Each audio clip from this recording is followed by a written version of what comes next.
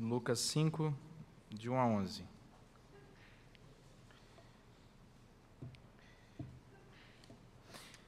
Lucas 5, de 1 a 11 diz assim: Aconteceu que, ao apertá-lo a multidão para ouvir a palavra de Deus, estava ele, Jesus, junto ao lago de Genezaré, e viu 2 barcos junto à praia do lago.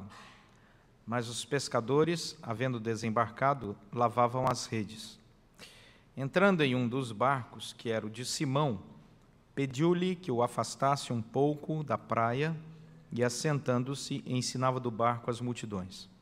Quando acabou de falar, disse a Simão: Faze-te ao largo e lançai as vossas redes para pescar. Respondeu-lhe Simão: Mestre, havendo trabalhado toda a noite, nada apanhamos. Mas sob a tua palavra lançarei as redes. Isto fazendo, apanharam grande quantidade de peixes e rompiam-se-lhes as redes. Então fizeram sinais aos companheiros do outro barco para que fossem ajudá-los. E foram e encheram ambos os barcos, a ponto de quase irem a pique. Vendo isto, Simão Pedro prostrou-se aos pés de Jesus, dizendo: Senhor, retira-te de mim, porque sou pecador. Pois, à vista da pesca que fizeram, a admiração se apoderou deles e de todos os seus companheiros, bem como de Tiago e João, filhos de Zebedeu, que eram seus sócios. Disse Jesus a Simão: Não temas, doravante serás pescador de homens. E arrastando eles os barcos sobre a praia, deixando tudo, os seguiram. Vamos orar mais uma vez? Oh Deus, fala ao nosso coração pela obra do Teu Santo Espírito, aplica essa palavra para que possamos sair daqui alimentados pelo Senhor. Oramos em nome de Jesus Cristo. Amém. Deixar tudo e fazer outra coisa. Eu não sei se isso já passou na sua cabeça, mas se não passou, vai passar. As estatísticas dizem que pessoas entre os 34 e os 45 anos de idade pensam muito sobre mudança de profissão e mudança radical de vida. As pesquisas dizem que o ápice é aos 40 anos.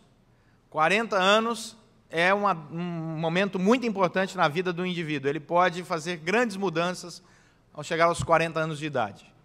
E é interessante porque, quando nós olhamos a história de algumas pessoas conhecidas, percebemos que isso acontece sim, e nos admiramos. Por exemplo, um advogado italiano de 34 anos de idade tinha uma carreira brilhante, estava indo muito bem na advocacia, até que ele resolveu dar uma guinada na sua vida e ele resolve virar cantor. E aos 34 anos de idade ele fala: vou ser cantor profissional. E esse advogado italiano é um bom cantor. Mais ou menos. Andrea Bocelli. Tem um outro rapaz que ficou milionário, mas na sua juventude ele limpava jaula de leões em zoológico. Mas hoje é uma das grandes fortunas. Naquela época ele ganhava $1,12. Ao contrário de quem você está pensando, é Sylvester Stallone. As mudanças podem acontecer na nossa vida de maneira radical ou gradual, mas as grandes mudanças, sejam graduais ou radicais, elas com certeza estarão debaixo da plenitude da graça do Senhor nosso Deus. Ele atua e muda a nossa vida. E uma das coisas que preocupa aqueles que desejam fazer algumas mudanças na sua vida é a probabilidade da sua mudança ser um desastre. A probabilidade de você mudar e não para melhor. A probabilidade de você desconstruir ao invés de construir. Quando nós olhamos para esse texto, percebemos uma grande mudança. Esse texto ele conta a história de homens que abandonaram tudo. E abandonaram tudo num momento importante da sua vida. Dá uma olhada no texto, mantenha a sua Bíblia aberta, Lucas capítulo 5, porque esse texto fala de pescadores profissionais. Eles viviam da pesca. Pedro, Tiago e João são sócios numa empresa chamada Galileia Corporation. né? Era um grupo de pesca profissional, e o sonho deles era pegar peixe, muito peixe para vender e ter a tranquilidade financeira. E isso, com certeza, é a realização de um pescador, não apenas profissional, mas até o amador. Qualquer pescador amador aqui, que tenha participado do evento maravilhoso de encher o seu barco de peixe, nunca vai esquecer isso na sua vida. Eu já passei por essa experiência, peguei peixes desse tamanho assim, não é? Não sei porque dizem que todo pescador é mentiroso, né? Não é meu caso. Mas é realmente um momento em que traz certo impacto na vida do pescador.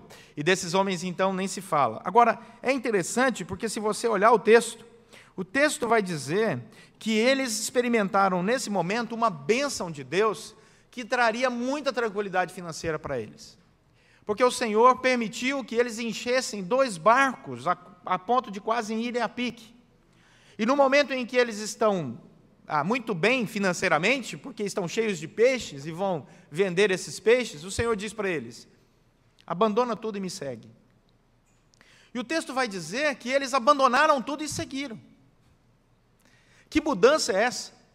Que impacto é esse? A ponto de uma pessoa chegar no ápice da sua vida profissional, realizar aquilo que sempre sonhou, sempre desejou, e de repente abandona tudo e vai embora. Deixa para lá. E diz: eu quero seguir o meu sonho. Esse texto é um texto fantástico. Lucas escreve ao excelentíssimo Teófilo, e nós vimos domingo passado aqui um pouco dessa explanação, não é? Do texto de Lucas, na perspectiva do escrito dele em Atos, ao escrever ao mesmo Teófilo. E é interessante porque o texto de Lucas, escrito ao excelentíssimo Teófilo, um homem importante, se preocupa com os detalhes, porque ele está escrevendo para uma pessoa que ainda não tinha um encontro com Deus, e Lucas, ao escrever o Evangelho, contando a história de Jesus Cristo, tem interesse que esse homem importante na sociedade, que é o excelentíssimo Teófilo, conheça a história de Jesus Cristo. Agora, vale observar que Teófilo, sendo pessoa importante e contemporânea dos Escritos, é chamado para observar que os escritos narrativos sobre a história de Jesus, contemporâneos à sua época, tinham testemunhas oculares, fatos verdadeiros, localização geográfica de tudo o que tinha acontecido. Ou seja, é um texto em que não há dúvida da historicidade dele.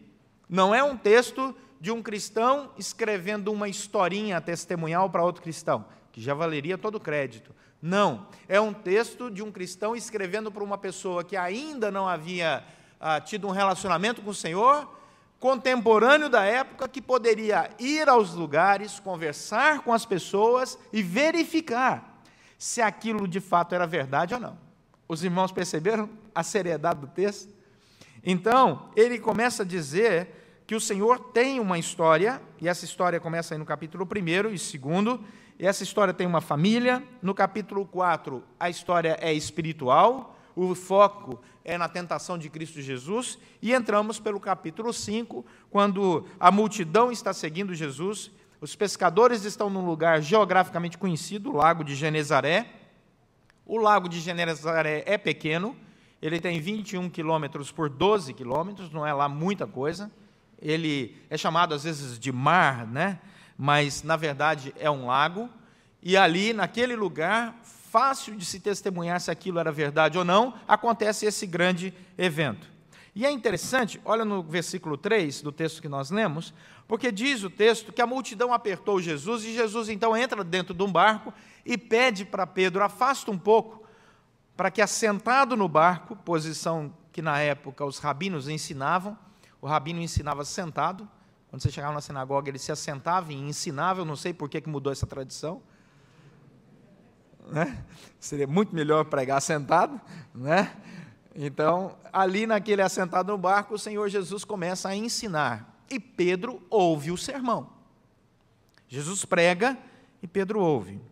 E quando o Senhor acaba de pregar, o Senhor tinha visto que Pedro, pescador profissional, estava lavando as redes quando ele chegou. E ele diz para Pedro no versículo 4, adianta um pouco o seu barco, faze-te ao largo, e lançai as vossas redes para pescar. A resposta de Pedro é uma resposta muito interessante, versículo 5, porque na língua grega, Pedro se dirige a Jesus com respeito, mas apenas com respeito.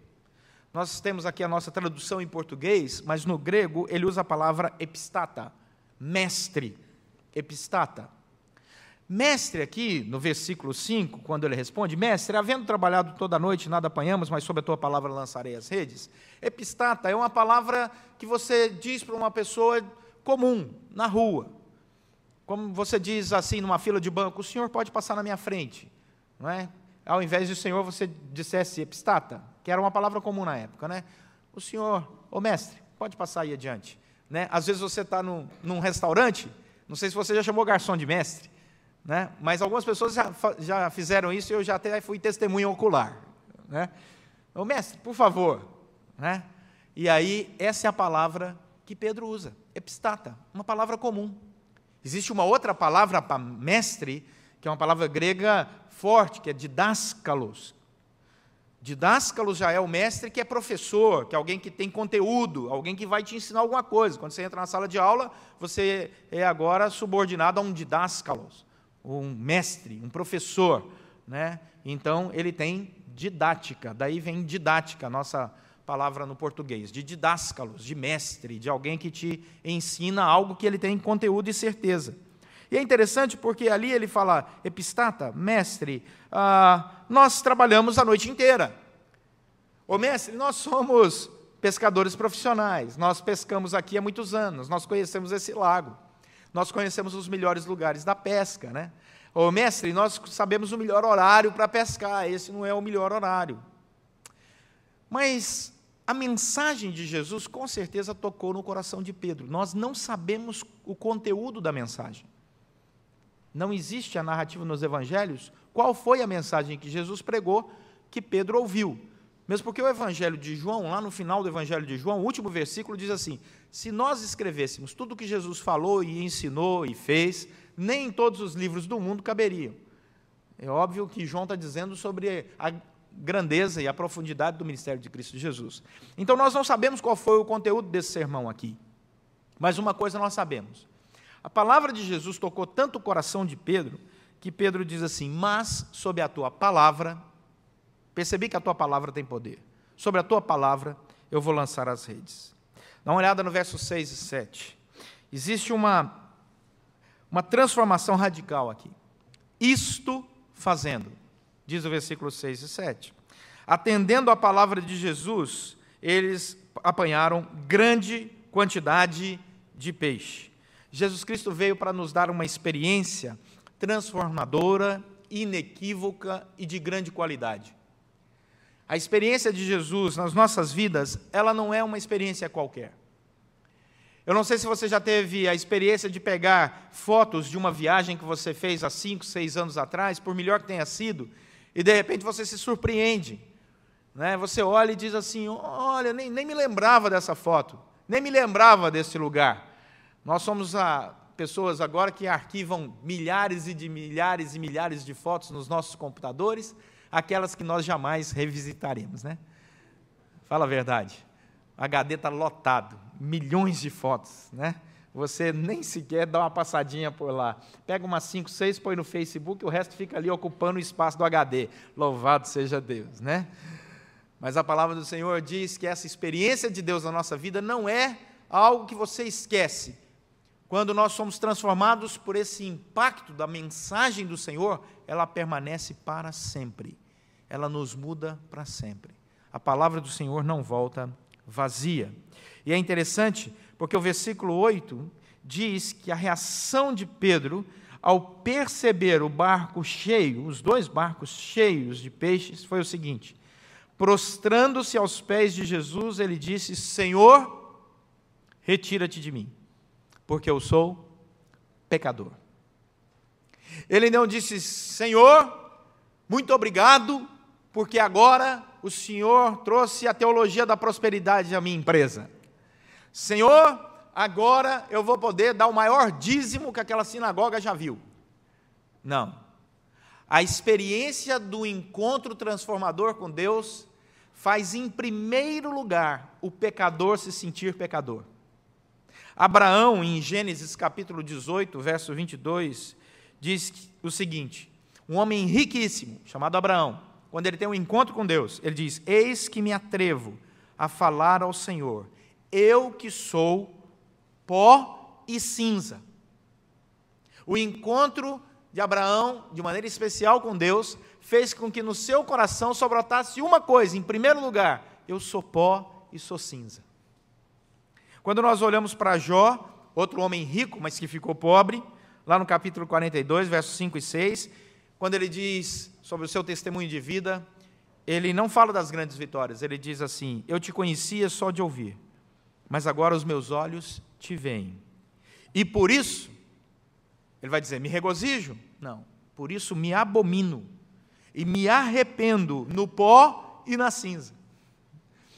Isaías capítulo 6, verso 5, um homem superculto que vivia nos palácios, tem um encontro transformador com o Senhor, e ele diz: ai de mim, estou perdido, porque sou um homem de lábios impuros e habito no meio de um povo de impuros lábios, e os meus olhos viram o Rei, o Senhor dos exércitos. A palavra de Pedro mudou. Antes era uma palavra comum, mestre. Agora, dá uma olhada no verso 8. A primeira palavra que Pedro usa é a palavra Senhor. E a palavra Senhor no grego é Kyrie.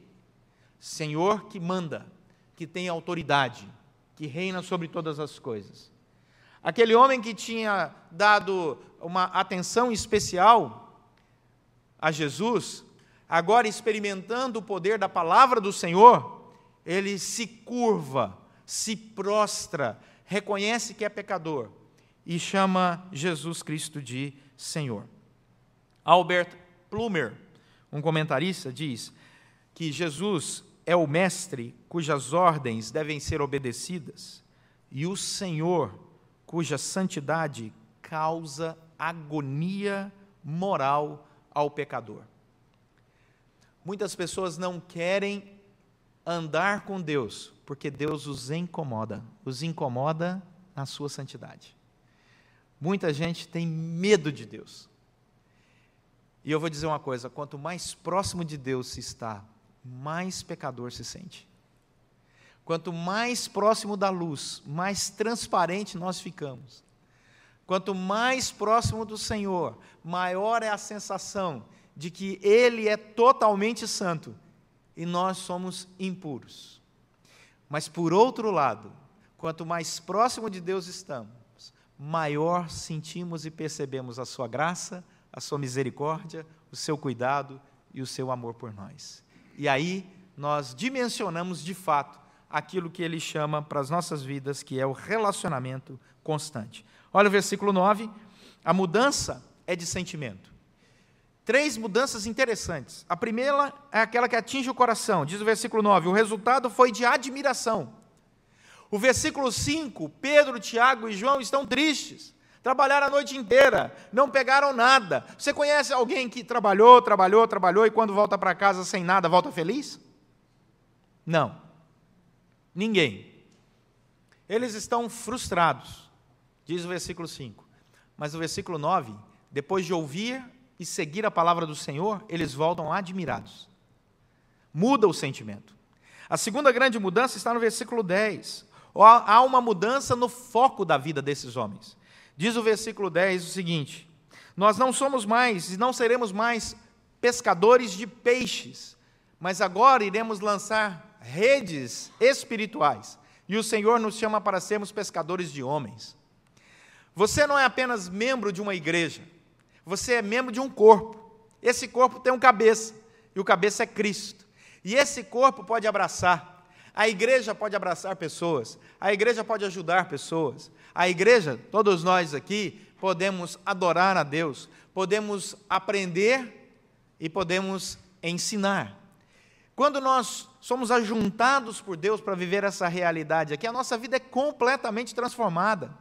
Nós ganhamos sentido e significado, mesmo nos percebendo cada vez mais próximos do Senhor, e por isso as impurezas ficam claras, mas percebemos também o seu amor por nós. Há uma mudança de foco na vida. Se antes o meu sonho era pegar peixe, o meu sonho agora é alcançar homens com a mensagem do Senhor. Se antes o meu objetivo era alimentar a minha família, o meu objetivo agora é ser bênção em inúmeras famílias, através da palavra do Senhor. Versículo 11, depois da mudança dos sentimentos e da mudança do foco da vida, a terceira grande mudança é a mudança de visão e de valores para a vida. Olha o que diz o versículo 11. Arrastando eles os barcos sobre a praia, deixando tudo, o seguiram. Os valores dessa vida, os valores desse mundo, os valores daquilo que nós estamos percebendo hoje na sociedade, eles são mensurados por dinheiro, ouro, prata, bronze, né? Coisas materiais. Esses homens abandonaram tudo que era material, toda a realização material. O material não me interessa. O que me interessa agora é seguir o Senhor. O que me interessa agora é viver descansado no Senhor. Eu agora sei que o Senhor está me chamando para ir além. Há uma mudança tremenda nos valores desses homens. Infelizes são as pessoas que acham que os valores desse mundo são mensurados por quantidade financeira. Como eles vivem tristes. Os verdadeiros valores estão nos relacionamentos. Não adianta você viver num palácio e ser uma pessoa só, solitária, sem um abraço, sem amor, sem carinho, sem mensagem, sem ensino, sem reciprocidade. Não adianta. Você vai viver num palácio sozinho. A palavra do Senhor diz que é melhor estar no arado do que conviver com pessoas rixosas. O texto vai dizer de mulher, mas serve para mulher e homem. Serve para criança e adolescente. A pior coisa é você viver num ambiente onde falta o amor. E ambientes onde falta o amor é porque outro valor foi colocado no lugar do amor. Ambiente onde falta perdão é porque outro valor foi colocado no perdão, no lugar do perdão. Ambiente onde falta a palavra de Deus é porque outra palavra foi colocada no lugar. E com certeza ela será muito pior, porque a palavra de Deus é perfeita. Daí, Pedro, Tiago e João experimentaram essa grande mudança na vida deles. E nós também somos desafiados por Deus para essas grandes mudanças. Eu gostaria de voltar lá ao Andrea Bocelli. Se você nunca ouviu Andrea Bocelli, ouça. Abra no YouTube, escute e você vai ouvir uma boa música. Né? Você vai ouvir uma boa música. Se você nunca assistiu um filme do Sylvester Stallone, prepare seu espírito. Né? Aquele menino foi longe. Né? Ele não deixa ninguém assentado na cadeira com tranquilidade. Ele atira em todo mundo. Homens que experimentaram mudança na sua vida profissional, mas o que o Senhor quer fazer em nós, através de nós, é muito maior do que a mudança profissional. Ele quer mudar o nosso ser por completo. Daí, existem 3 perguntas, mas uma só resposta. Existem 3 perguntas, e essa resposta vem com 2 opções. A primeira delas é a seguinte: você pode aceitar a palavra de Deus ao ouvir, ou pode recusar a palavra de Deus e não crer nas promessas do Senhor. Quando o Senhor diz, você crê no Pai, Filho e Espírito Santo, você crê, primeira pergunta é essa, na palavra de Deus, segunda pergunta é essa, e você crê que Ele pode se relacionar com você, terceira pergunta é essa. Você pode dizer assim, não, eu ouço a palavra, mas ela não muda a minha agenda. E aí você vai seguir lavando redes. A segunda é ouvir a palavra e lançar as redes da fé. Ouvir a palavra e dizer assim, eu quero aprofundar um pouco mais naquilo que o Senhor está me dizendo para fazer. Como? Reconhecendo em primeiro lugar o seu estado. Reconhecendo em primeiro lugar, ao ouvir a palavra de Deus, que todos nós aqui somos pecadores. Que não existe uma pessoa mais santa que a outra na história da humanidade. O único santo na história da humanidade foi crucificado, morreu e ressuscitou ao 3º dia.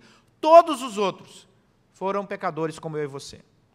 Nós olhamos a história de homens e mulheres na Bíblia e encontramos os seus acertos e os seus erros. Encontramos homens e mulheres que se irritaram, homens e mulheres que tiveram problemas familiares, problemas financeiros, homens e mulheres que escolheram liderança errada para a sua vida, natural, como todos nós.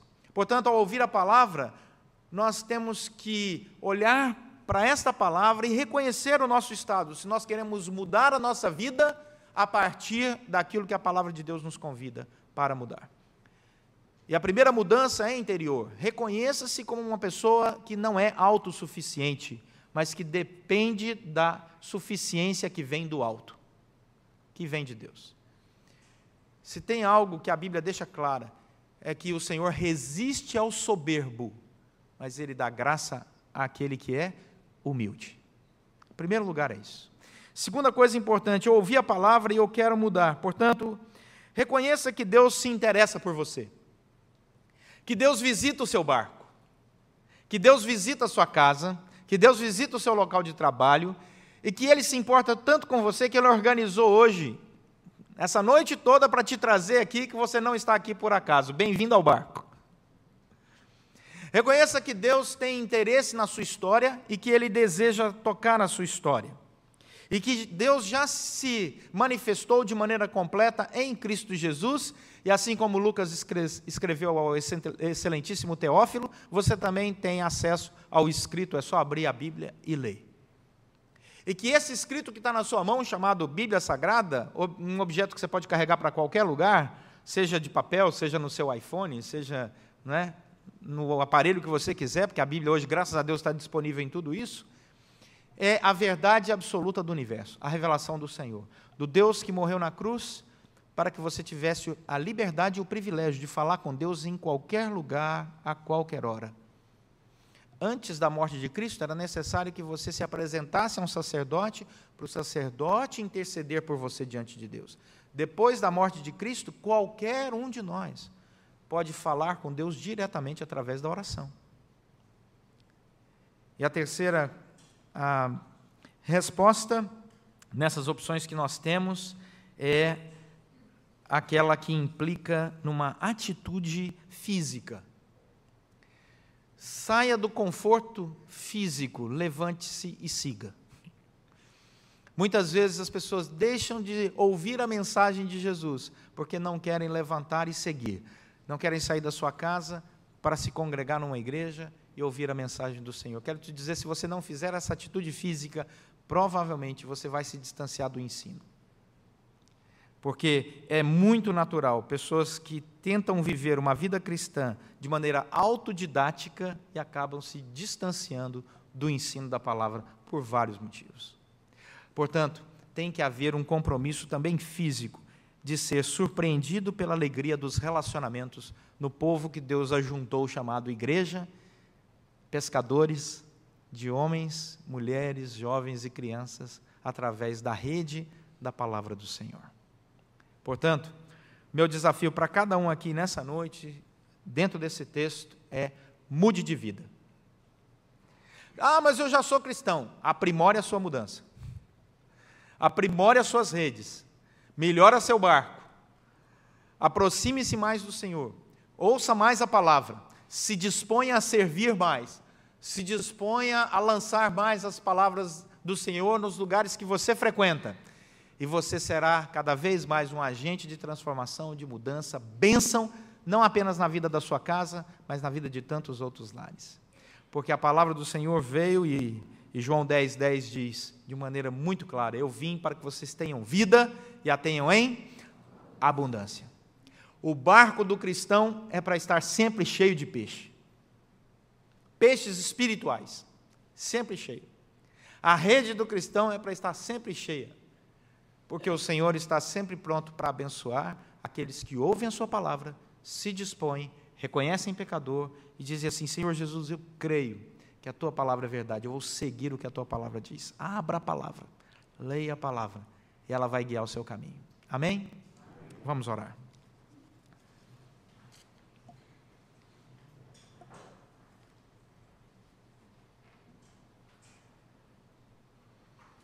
Senhor, nosso Deus e Pai, obrigado porque a tua palavra é de fácil acesso. E assim como Pedro, Tiago e João ouviram a Jesus, hoje nós podemos ouvir ao lermos a tua palavra. E assim, ó Deus, como eles tiveram essa grande experiência com o Senhor, nós queremos agradecer por aqueles que já tiveram essa experiência, de ouvir a palavra e seguir o Senhor. Mas aqueles, ó Deus, que nessa noite entraram aqui e ainda não fizeram essa grande mudança, que o Senhor os convide, que eles, por tua imensa graça, possam ter essa grande experiência, de sair daqui motivados a obedecer a tua palavra, em todos os aspectos da vida, e a viver a beleza daqueles que acreditam na tua palavra, lançam as redes e recolhem valiosas experiências com o Senhor. Nós te agradecemos, ó Deus, porque a tua palavra é verdade, e todas as vezes que nós seguimos a tua palavra e obedecemos a tua palavra, nós experimentamos uma alegria que não se pode dividir, uma alegria imensa que toma conta do nosso coração, a paz que excede todo entendimento. E é isso que nós pedimos. Fala ao nosso coração, Senhor, e ensina-nos dia após dia, através da tua palavra, e nos faça proclamadores dessa palavra onde estivermos, para a glória do Senhor. Oramos em nome de Jesus Cristo. Amém.